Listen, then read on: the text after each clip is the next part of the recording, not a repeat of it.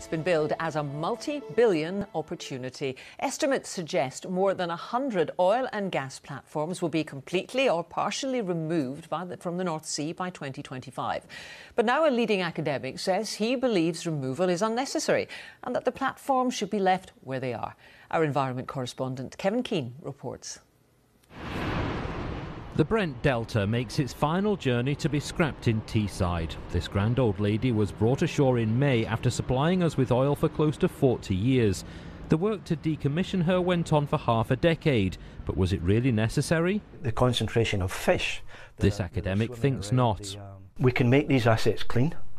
We can remove anything that we think might be harmful. And I've yet to get an environmentalist to tell me that clean metal in the sea is a particular problem. Removing the infrastructure is an expensive business, not just for the oil companies, but for the taxpayer too. It's been estimated the cost to us will be around £24 billion. Launching his paper at Holyrood today, Tom Baxter argues that the platform legs are already attractive to marine life and that moving them will be a disturbance. What about longer term? If you leave it there, is it likely to rust? Are we likely to leave problems for future generations? It will certainly rust, and in time it will fall into the onto the seabed. But the bio-community on the seabed is very resilient. It will form a reef of the material that's there. International agreements mean anything placed on the seabed has to be removed.